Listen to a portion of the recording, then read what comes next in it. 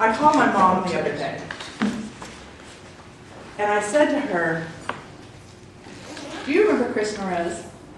And without hesitation, she says to me, "She's the one that always got you in trouble." I was 10. She still remembered. And she was the one that always got me in trouble. From the time that she convinced me to get on the back of her bike with my violin in one hand and my bag in the other and go screaming down a steep hill, wind in my hair. Yes, it's, I think about 11 years old. The violin didn't make it out so well, but I did. I made it to tell about it. Sorry, Arnie. And then the time, I think a year or two later, when we were 13, that she talked me into going with her on a joyride with her car. We took her mother's car and driving around San Diego a little bit. Again, lived to tell about it. So in these few words on this phone call with my mom, in these few words, I had managed to convey to her this whole idea of I had reluctantly been talked into some adventure. I had done everything I could to try and make things better, and I'd probably gotten in trouble for it. So fast forward to today, to this last weekend, I was house sitting for a friend. Dogs, cats, pool, jacuzzi, taking care of everything, making sure it stayed warm. Another friend came to visit with a big German Shepherd.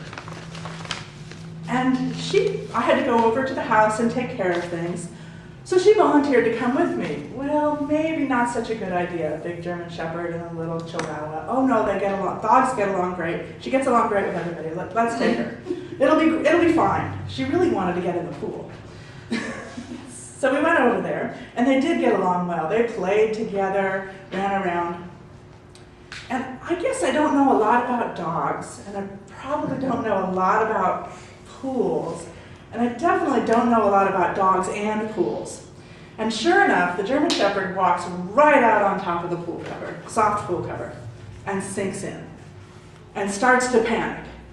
And I'm one step in, I'm almost jumping in there, and something stopped myself. We're both yelling at the dog, trying to get it to come. It's pounding along, trying to get out of the pool cover. I'm convinced this dog is going under, but I stopped myself from jumping in. Luckily, because I had my cell phone and wallet in my pants. So for some reason, the next thing I do is I start to strip down. So I'm taking off my shorts, I'm taking everything off. I'm down to my bra, and I look at the dog, and the look on the dog's face, it turns to panic. Not because I'm just in my bra, but it's How do we know that? No kidding. So the dog is starting to go under. I'm down to my bra. I jump into the pool. Okay, so now I'm in the deep end. 95-pound German Shepherd is pounding along on this cover, totally panicked. And I'm looking at it now like this because I'm down under the water. And I'm thinking maybe this wasn't such a good idea. But I start pushing the pool cover out of the way so I can get to the dog, grab the dog's collar. My friend is calling from the other side to get the dog to come back, but the shallow end's over here. So I'm taking the dog, I get over to the shallow end, finally get my feet on the ground, and I think this is going to be okay. So we get up, I push the cover out, I get the dog into the water so we can swim, get it to the stairs, it gets out. Okay, we think we're okay.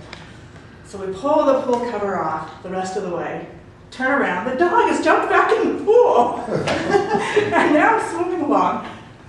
This is this big German Shepherd I didn't mention her name is Daisy. So Daisy has a smile a mile wide on her face and is just enjoying this tremendously, swimming back and forth. We finally get her out of the pool again, get her contained, and we turn around and look at the pool. And it is covered in dog hair. The whole top is covered. So my friend and I spend the next 2-3 hours with the little sieves, swimming around and scooping all of the dog hair, as much as we could, off of the pool cover. There could be worse ways to spend a Sunday afternoon. Then we look at the pool cover, and we realize that there's dog hair all over the pool cover. And we've now cleaned most of the pool. If we rinse the pool cover off, the dog hair ends up back in.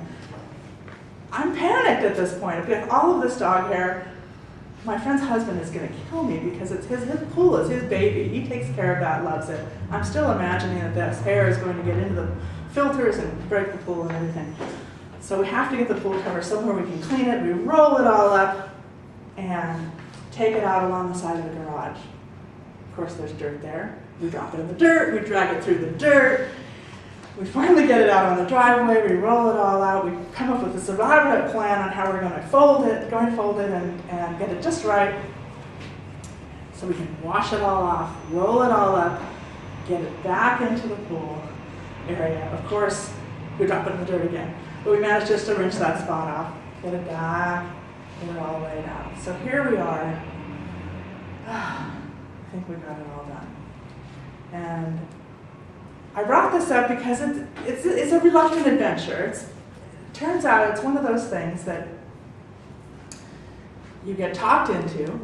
It ends up being a life experience, something you're going to remember. I'll always remember Daisy jumping in the pool. And so I'm glad that it happened. So I think the message is to be sure that be cautious, be aware of what you're doing, but don't pass up some of those reluctant adventures. Thank you very much.